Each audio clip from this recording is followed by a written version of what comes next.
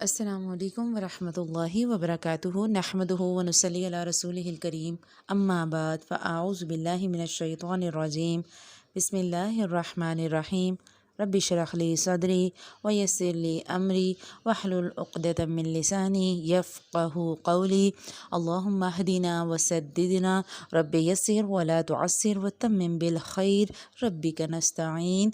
ہم رمضان المبارک الحمدللہ آج مکمل کر رہے ہیں۔ آج اختتام رمضان ہے، 30واں روزہ ہے، اور قرآن پاک میں اللہ سبحانہ و تعالیٰ ہمیں بتاتے ہیں جو رمضان المبارک کے حوالے سے بہت مشہور آیت شہر رمضان الذی انزل فیہ القرآن، اسی آیت کا آخری جو پورشن ہے، اللہ سبحانہ و تعالیٰ کہتے ہیں کہ اللہ نے یہ روزے آپ کو اور مجھے عطا کیوں کیے، وَلِتُكَبِّرُوا اللَّهَ عَلَى مَا هَدَاكُمْ، تاکہ تم اس اللہ کی بڑائی بیان کرو، ٹھیک ہے، اس اللہ کی کبریائی کا اظہار اور اعتراف کرو۔ کس بات پر؟ عَلَى مَا هَدَاكُمْ، اس بات پر کہ اس نے تمہیں ہدایت بخشی، اور کیا کرو؟ وَلَعَلَّكُمْ تَشْكُرُونَ، اور تاکہ تم شکر ادا کرو۔ اللہ سبحانہ و تعالیٰ نے ہمیں بے شمار نعمتیں عطا کیں، اور انہی میں سے بہت عظیم نعمت ہے رمضان المبارک۔ ہم جانتے ہیں رمضان المبارک میں جنت کے دروازے کھول دیے جاتے ہیں، جہنم کے بند کر دیے جاتے ہیں۔ اللہ سبحانہ و تعالیٰ ہر افطار کے وقت اور ہر روز اللہ تعالیٰ جہنم سے لوگوں کو آزادی دیتے ہیں اور شیطان کو قید کر دیا جاتا ہے۔ تو اگر ہم اللہ سبحانہ و تعالیٰ کی نعمتوں کا شمار کریں تو اللہ تعالیٰ خود کہتے ہیں کہ وَإِن تَعُدُّوا نِعْمَتَ اللَّهِ لا تحصوها، اگر تم اللہ کی نعمتیں گننا چاہو گے، نعمتوں کا شمار کرنا چاہو گے تو تم شمار نہیں کر سکو گے۔ اور رمضان المبارک ایک بہت بڑی نعمت، اور جیسے ہی رمضان المبارک کا اختتام ہوتا ہے تو عید الفطر کا آنا اس شکرانے کے طور پر اللہ سبحانہ و تعالیٰ کی ایک اور نعمت ہے۔ اللہ سبحانہ و تعالیٰ اس دن جس دن عید الفطر ہوتی ہے، اللہ سبحانہ و تعالیٰ رمضان المبارک میں کیے گئے اعمال، رمضان المبارک میں ہماری کی گئی کوششوں کے عوض ہمیں اجر دیتے ہیں۔ جیسے ہوتا ہے نا کہ مزدور کو حدیث کے مطابق مزدور کا پسینہ خشک ہونے سے پہلے مزدوری یا اجرت ادا کر دینی چاہیے، اسی طرح اللہ سبحانہ و تعالیٰ بھی مزدور کے ساتھ، کیونکہ آپ نے اور میں نے مجاہدہ کیا نا، ہم نے جہاد کیا، ہم نے وقت لگایا، ہمت لگائی، محنت لگائی، الحمدللہ بہت سے لوگ انشاءاللہ اللہ کا حکم الحمدللہ ایسا ہے کہ ہمارے دلوں میں قرآن پاک کی، اپنے دین کی محبت ہے کہ رمضان المبارک میں گیا گزرا مسلمان بھی جو ہوتا ہے وہ بھی اپنے آپ کو عبادات میں تھکاتا ہے، نماز تراویح کا اہتمام ہوتا ہے، تہجد کا اہتمام ہوتا ہے، تلاوت قرآن کا اہتمام ہوتا ہے، تو ان ساری چیزوں کے جو انعام کا وقت ہوتا ہے وہ ہوتا ہے عید الفطر۔ حضرت انس سے ایک روایت ملتی ہے کہ اللہ کے نبی صلی اللہ علیہ وسلم نے فرمایا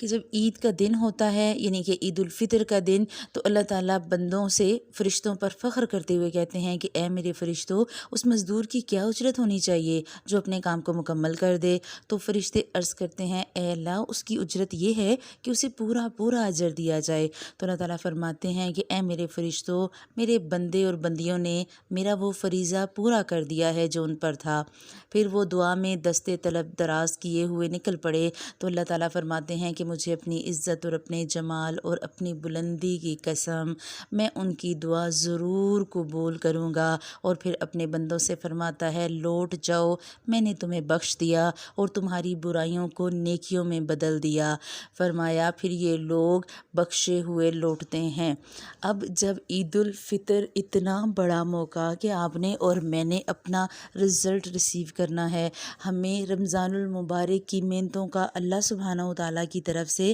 اجر ملنا ہے، تو ہم نے کوشش یہی کرنی کہ ہم عید الفطر کا دن بھی سنت کے مطابق گزاریں، ایسا گزاریں کہ واقعی میں ہم نے رمضان کا جو حق ہے وہ ادا ہو جائے۔ کیونکہ اللہ کے نبی صلی اللہ علیہ وسلم کی ایک حدیث کا مفہوم ملتا ہے کہ اگر لوگوں کو معلوم ہو جائے کہ رمضان کیا چیز ہے تو میری امت جو ہے وہ تمنا کرتی کہ سارا سال ہی رمضان ہوتا۔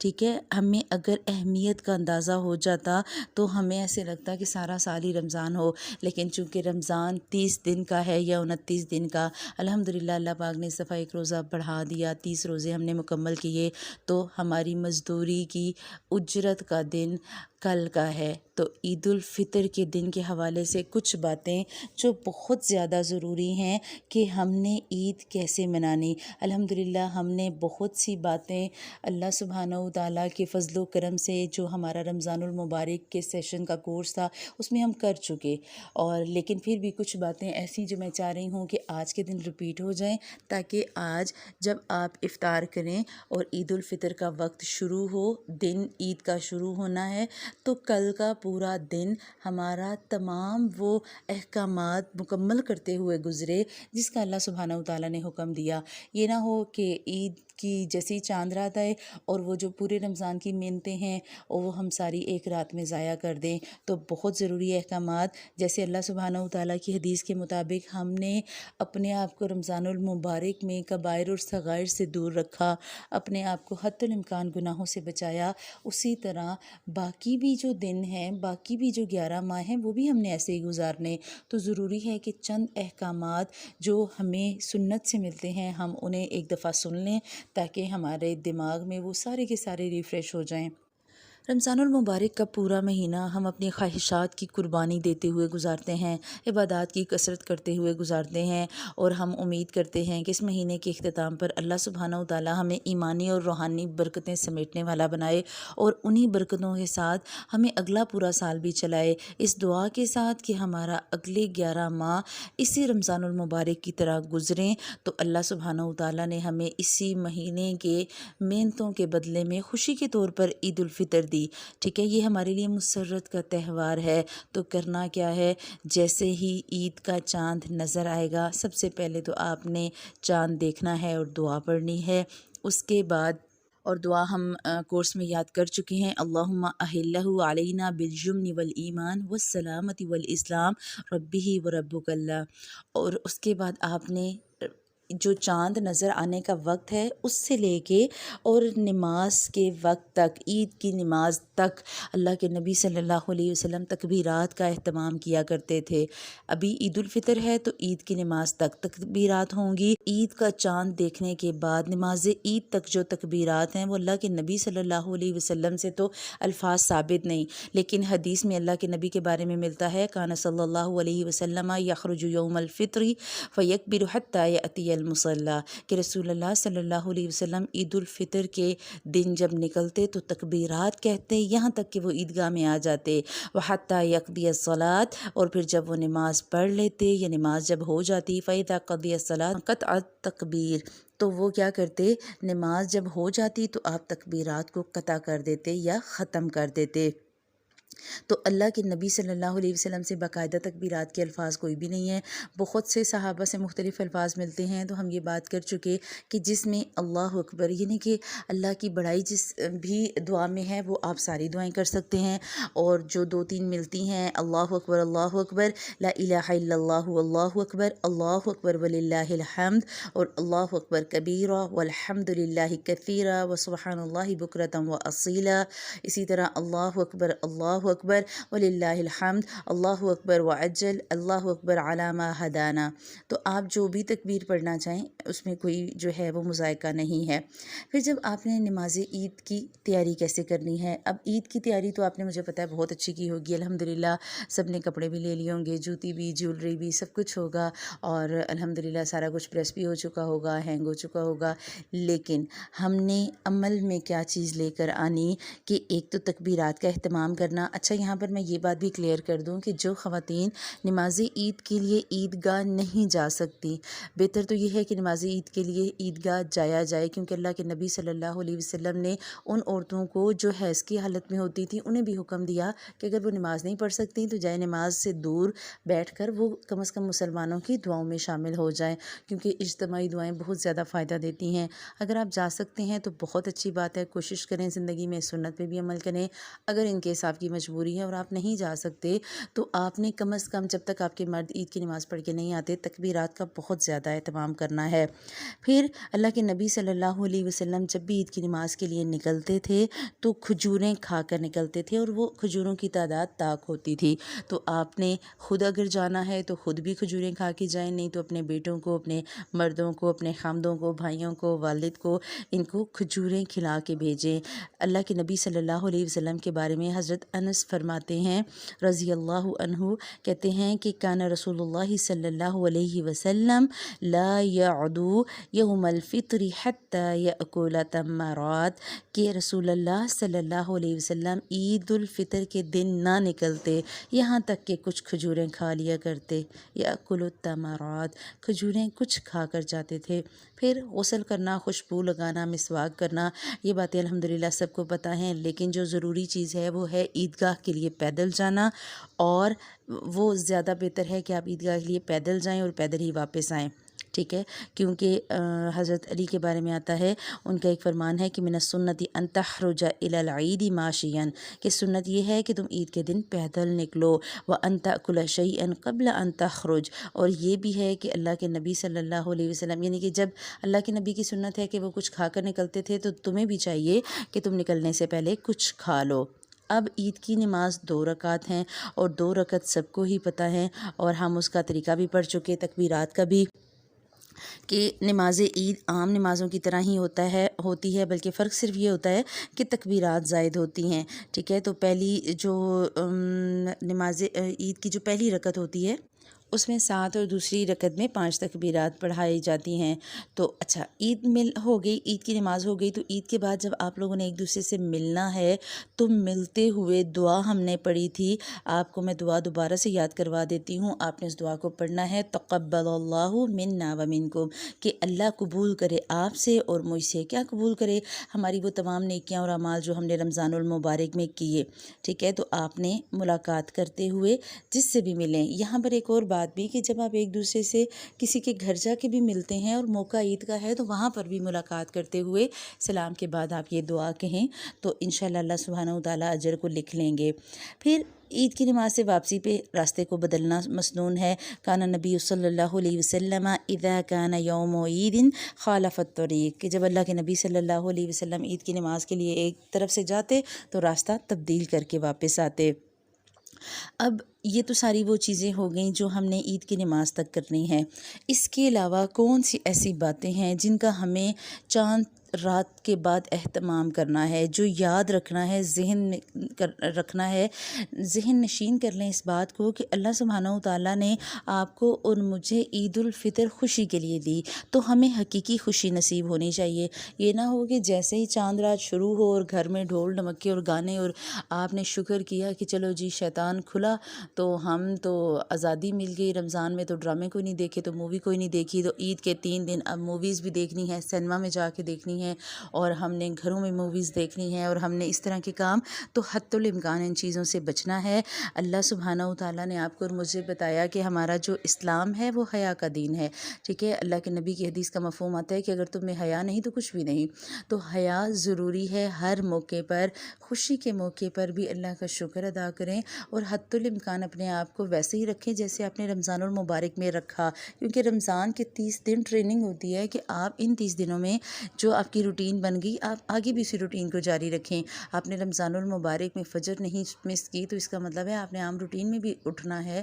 آپ کی عام روٹین میں بھی عادت بن جانی چاہیے، کیونکہ 30 دن بہت ہوتے ہیں کسی کو پریکٹس کروانے کے لیے کہ فجر کے لیے وہ جاگے۔ اور آپ دیکھیں نا، اللہ سبحانہ وتعالیٰ نے ہمیں عید الفطر اور عید الاضحیٰ 2 عیدین ہیں، تو عیدوں کے موقع پر ہمیں ایکسٹرا نماز کا حکم دیا۔ ہمارے لیے 6 نمازیں ہیں، عید الفطر کی اور عید الاضحیٰ کی، اور یہ کیوں ہے؟ شکرانے کے طور پہ۔ اللہ سبحانہ وتعالیٰ کہتے ہیں نا کہ جب کبھی تمہیں کوئی خوشی نصیب ہو تو یا کوئی غم ہو تو کیا کرو؟ اللہ سے قریب ہو جاؤ۔ اور کوئی بھی فتح ملے تو ہم پڑھ چکے کہ جب فتح مل جائے تو کیا کرو؟ فسبح بحمد ربک واستغفر، کہ اپنے رب کی تسبیح حمد کے ساتھ بیان کرو اور اس سے استغفار کرو۔ کثرت استغفار بھی کرنی ہے ان دنوں میں، اور استغفار کو بالکل نہیں چھوڑنا، اور اللہ کی حمد و ثنا بھی جاری و ساری رکھنی ہے۔ اور ایک چیز یہاں پر میں اور ایڈ کر دوں کہ آپ نے تکبر سے بچنا ہے۔ ہم نے پڑھا تھا کہ قرآن پاک میں شیطان کے کیا الفاظ تھے؟ انا خیر من، کہ میں اس سے بہتر ہوں۔ تو ایسا نہ ہو کہ آپ رمضان المبارک میں پورا مہینہ مہینہ عبادات کرتی رہیں، اور عید پہ آپ نے کپڑے پہنے اور جیولری اور جوتے پہنے، اور آپ اپنے خاندان کے کسی فنکشن پہ جاتی ہیں، کسی گیدرنگ میں جاتی ہیں، اور آپ کو یہ لگتا ہے کہ آپ کے کپڑوں جیسے کپڑے کسی کے نہیں، اور آپ کے جوتوں جیسے جوتے کسی کے نہیں، اور آپ کی جیولری سے زیادہ ایکسپینسو جیولری نہیں، اور آپ آنکھوں ہی آنکھوں میں یا دوسروں کو اسمائل پاس کرتے ہوئے اس بات کا احساس دلاتی ہیں کہ انا خیر من، تو آپ میں اور شیطان میں کوئی فرق نہیں۔ تو ہم نے ان باتوں کا بھی دھیان رکھنا ہے، چونکہ عید کے دنوں میں گیدرنگ بہت زیادہ ہوتی ہے، تو آپ لوگوں نے ان چیزوں کا دھیان رکھنا ہے کہ تکبر پاس بھی نہ آئے۔ شیطان کا پہلا واری اس بات پہ ہوگا کہ آپ کے رمضان کے روزے ضائع کرنے کا سبب کیا بنے، عبادات اور ایمان کی جو ہمیں جو نیکی کا لیول ہوتا ہے نا وہ بڑھ جاتا ہے رمضان میں، تو اسے وہ کم کیسے کرے گا؟ سب سے پہلے تکبر دلائے گا، دیکھا اس سے زیادہ تمہارے اچھے کپڑے، اس سے زیادہ تمہارے اچھے جوتے نہیں۔ ہم نے اس چیز سے بچنا۔ اس کے بعد عید میں کھیل کود کی اجازت ہے، کھیل کود کی کوئی حرج نہیں۔ اللہ کے نبی صلی اللہ علیہ وسلم کی اماں عائشہ سے بہت مشہور حدیث ملتی ہے جس میں وہ بتاتی ہیں کہ سوڈان کا ایک وفد آیا ہوا تھا، تو انہوں نے عید کے دن ڈھال اور حراب کے ساتھ جو ہے وہ کھیل کھیل رہے تھے، تو اماں عائشہ اللہ کے نبی کے پیچھے ہو کر کھڑی ہو گئیں اور انہوں نے وہ کھیل دیکھا، یہاں تک کہ وہ تھک گئیں، تو اللہ کے نبی صلی اللہ علیہ وسلم نے فرمایا بس، تو اماں عائشہ کہتی ہیں کہ میں نے کہا جی ہاں بس، تو آپ نے فرمایا ٹھیک ہے پھر اب تم چلی جاؤ۔ دوسری چیز، نغمے اور ترانے کی محفلیں اگر اس میں غلط الفاظ نہ ہوں، اشعار گائے جا سکتے ہیں خوشی کے موقع پر، ایسی مجلسیں جس میں وہ اشعار ہوں جو جس میں بے حیائی یا بے ہودگی نہ ہو، جس میں لغویات نہ ہوں، کیونکہ اللہ کے نبی صلی اللہ علیہ وسلم کے گھر میں اماں عائشہ کی ہی ایک حدیث ملتی ہے کہ انصار کی جو عورتیں تھیں وہ بعض کی جنگ کے موقع پر جو اشعار کہہ گئے تھے وہ کہہ رہی تھیں، یعنی کہ جس میں مسلمان بچوں کو جنگ کی ترغیب دلائی جائے اور مسلمانوں کی فتح کے گانے گائے جائیں تو وہ جائز ہے، لیکن اس میں الفاظ اچھے ہونے چاہیے۔ لغویات یا لغو الحدیث سے ہم نے بچنا ہے، کیونکہ لغو جب شامل ہو جاتا ہے تو پھر اللہ سبحانہ و تعالیٰ کی جو دی ہوئی آیات ہوتی ہیں، دی ہوئی ہمیں وارننگز ہوتی ہیں، ہم انہیں گناہ کو گناہ نہیں سمجھتے۔ ہم جب لغویات میں پڑھتے ہیں تو پھر ہمیں لگتا ہے ہم جو کر رہے ہیں وہ ٹھیک، تو حتی الامکان لغویات سے بچنا ہے۔ کوشش یہی کرنی ہے کہ اپنے موبائلز پر جو سب سے ضروری چیز جس کے لیے میں نے یہ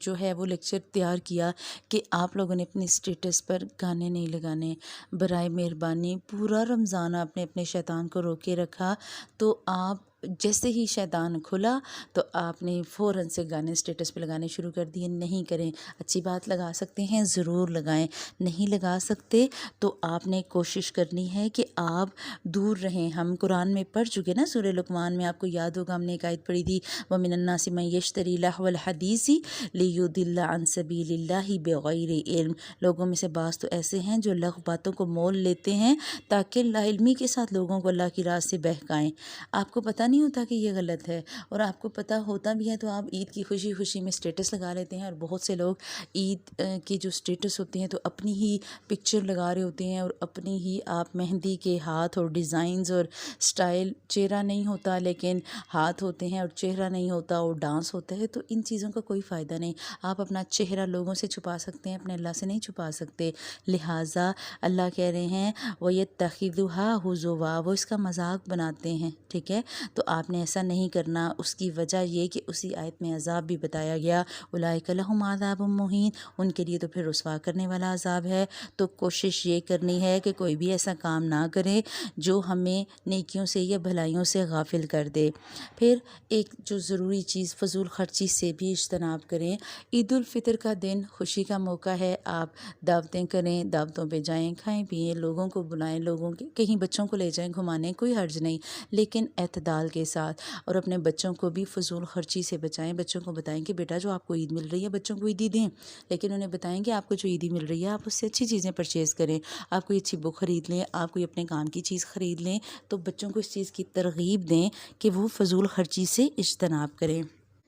پھر ہم نے ایک اور کوشش یہ کرنی ہے کہ اپنے ناراض بہن بھائیوں سے صلح کر لیں، کہ جب انسان کسی سے ناراض ہوتا ہے تو اللہ کے نبی کی حدیث کے مطابق لا یحل لرجل ان یحجر اخاہ فوق ثلاث لیال، کہ کسی بھی آدمی کے لیے یہ جائز نہیں ہے کہ وہ اپنے بھائی کو 3 راتوں سے زیادہ ناراض چھوڑے۔ تو کوشش کریں کہ جو ناراض ہیں انہیں راضی کر لیں، صلح کر لیں، کیونکہ جو صلح میں پہل کرتا ہے اس کے لیے اجر زیادہ ہے۔ یلتقیان یعنی فیعرض ھذا ویعرض ھذا۔ اللہ کہتے ہیں حدیث میں کا مفہوم آتا ہے کہ اللہ کے نبی صلی اللہ علیہ وسلم نے فرمایا کہ ناراض لوگ تو ایک دوسرے کو جب دیکھتے ہیں یا ایک دوسرے سے ملتے ہیں تو ایک سے اعتراض کرتا ہے اور دوسرا دوسرے سے اعتراض کرتا ہے۔ وخیرھم الذی یبدأ بالسلام، اور ان میں سے بہتر وہ ہوتا ہے جو سلام میں پہل کرے۔ ٹھیک ہے، تو ہم نے اپنی خوشیوں میں اپنے ناراض بہن بھائیوں کو بھی شامل کرنا اور اس کے بعد اپنی عید کی خوشیوں میں غربا کو بھی شریک کریں۔ عید کے دن جا کے